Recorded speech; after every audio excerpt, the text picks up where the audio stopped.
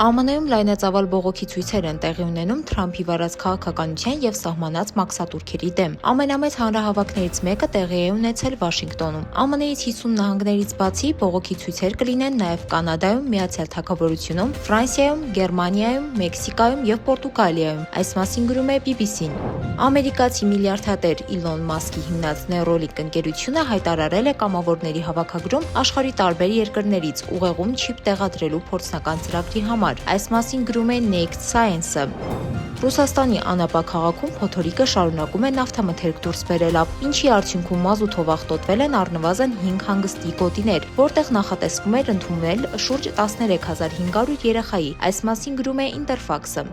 Նովոսիբիրսկում 73-ամյա թոշակառու կինը ընկել է ավտոբուսի բաց դռներից և մահացել։ Ականատեսները պատմել են, որ ավտոբուսը սկսել է շարժվել, բայց վարորդը մոռացել է փակել դռները, ինչն էլ հանգեցրել է նման իրավիճակի։ Այս մասին գրում է RIA-ն։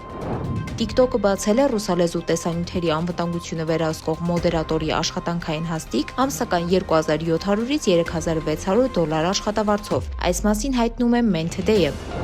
Բրիտանական Jaguar Land Rover-ը որոշել է դադարեցնել արտահանումը ԱՄՆ Դոնալդ Թրամփի կողմից սահմանված 25% մաքսատուրքերի պատճառով։ Այս մասին գրում է BBC-ն։ Ռուսաստանում առաջարկվել է արգելել ալկոհոլի վաճառքը հանգստյան օրերին։ Նախաձեռնությամբ հանդես է եկել պատգամավոր Խամզաևը, ով ոգեշնչվել է Վոլգոդայի շրջանի դրական փորձից, որտեղ ալկոհոլը վաճառվում է միայն աշխատանքային օրերին, ընդամենը 2 ժամ։ Այս մասին գրում է Լենդան։ Միս Եվրոպա Կոսովո տիտղոսակիր Գյուլեր Էրդողանը մահացել է Թուրքիայում ոստիկաններից փախչելու ժամանակ։ Այս մասին գրում է RIA-ն։ Մյանմայի երկրաշարժի զոհերի և տուժածների թիվը շարունակվում է աճել։ Զոհերի թիվը հասել է 3564-ի, իսկ վիրավորների թիվը 5012-ի, գրում է RIA-ն։ Ջոնի Դեփը երկարատև դադարից հետո վերադարձել է նկարահանման հրապարակ։ Այս մասին գրում է Times of India-ն։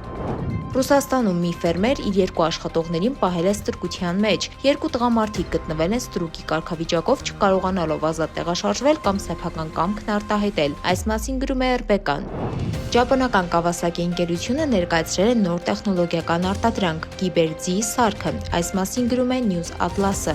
Նոր հետազոտությունները ցույց են տվել, որ երեխաները, ովքեր մեծացել են միայնակ առանց եղբոր և քրոջ, հոգեպես ավելի առողջ են և երջանիկ։ Այս մասին գրում է The New York Times-ը։